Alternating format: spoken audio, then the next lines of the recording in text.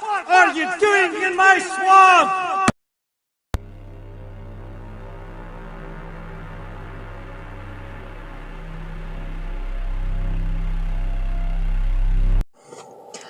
Hello everybody, this is Ogre Boy, and I'm going to be doing my review for the 1988 movie Halloween 4, The Return of Michael Myers. So, in this movie, Michael Myers had been in a coma for 10 years after the events of Halloween 2, and he's being transported back to Smith's Grove, and on their way there, he reawakens after hearing the nurse and them talk about his niece being alive and everything. He awakens and goes back to Haddonfield to try to get her and everything, and Dr. Loomis returns to Haddonfield as well to try to stop him. So most of this movie is Jamie and her foster sister Rachel trying to escape from Michael, and Dr. Loomis trying to help track him down. But this is a really great entry in the franchise. I've always loved this movie ever since I saw it for the first time, and every time I rewatched it, I just still love it, and everything. It's really good movie. I love Jamie Lloyd. She's one of my favorite characters in the franchise, if not my favorite, like out of the protagonists and stuff.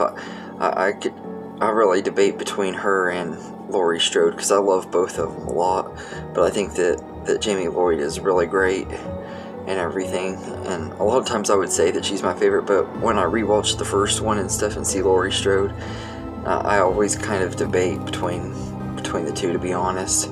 But Danielle Harris plays her, and she's really young in this movie. This was her very first movie role and everything, and she's like, I think 7 or 8 years old when she made this movie, and she's just absolutely perfect in the role. She gives a really great performance, really underrated child star performance in this movie. And L.A. Cornell as Rachel is really great too. I love Rachel. She's a great final girl and really likable character and everything. I love how she puts herself in danger trying to protect Jamie and stuff, kind of like with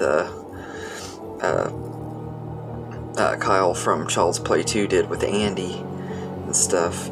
She reminds me a lot of her, except she's a lot different personality wise and stuff, but she does everything she can to protect Jamie, and I love that about her.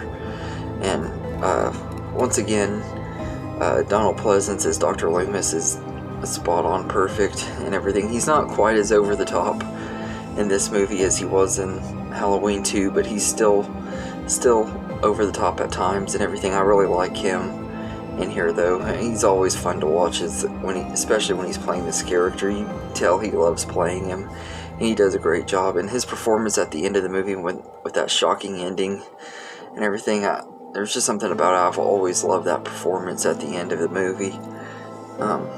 And it had a really good twist ending and stuff, like you think that Michael Myers is finally actually dead, and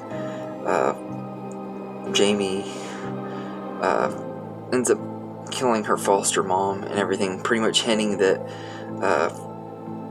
whatever evil possessed Michael is now possessing Jamie. Of course, it's retconned in the next one and everything, but it was still a really great ending and everything. I would have loved to see what they would have done if they would have gone through with it, though, instead of retconning it in the next one. But to me, it doesn't hurt this movie. Like, there's other movies in the franchise that have their endings retconned that, to me, run it more, to be honest. Like, I'll talk about that when I get to those movies. If you've seen this franchise, you know which ones I'm referring to, but it doesn't bother me quite as bad on this one. It did the very first time I watched them, but I'll talk more about that in my Halloween 5 review. But I think all of the main cast are pretty good, and it has some good kills. I think my favorite one is when he kills Bucky the electrician. He crushes his jaw and stuff and throws him into the electrical outlet thing, or whatever the heck it's called, because he's like an electrician at this power place, and he throws him into it and it gets fried and stuff. I love that kill. I think it's just really good one. There's some other really good kills too. The one in the beginning when he kills the guy in the ambulance, and a few other ones, but I really think most of the kills in this movie are pretty good, and everything, and the cinematography in here, it's not quite as good as the cinematography in the first two movies, but it still works and everything. I love like the opening and stuff where you see like the different places in Haddonfield on the eve of Halloween and stuff. It has that Halloween feel to it. It makes it feel like it's set during the Halloween time and everything, and it fits perfectly for the tone of this movie and everything. I love that about it too. And Alan Howarth's score is really good. Not quite as good as what John Carpenter did with the first movie and stuff, but I think Alan Howarth did a really great job on the score for this one and everything. It feels like it fits with those other ones, and just really good movie for the most part. I really enjoy it.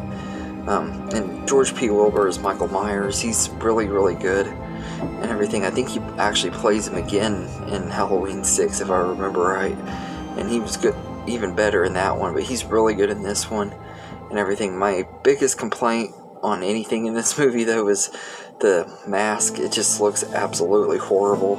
Like it looks like they got the Michael Myers mask from a Dollar Tree. It looks so bad, which I think he did get it from like a dollar store in the movie, so the way it's written into the movie, it makes sense and stuff and everything, and in a way it's kind of authentic to the story, because that's what dollar store masks look like. I mean, I work at a dollar store and I've seen some pretty bad Michael Myers masks at the store that I work at, so I can get that. I think it does add a little bit of authenticity to the story, but at the same time it's just really hard to look at and take Michael Myers seriously when he's wearing a mask like that. It's one of the worst masks in the franchise. It might even be my least favorite mask, I don't know, but all in all, I think that Halloween 4: The Return of Michael Myers is a really great movie in the franchise. Really, I would say it's underrated, but it has a big fan base and stuff, and I know a lot of people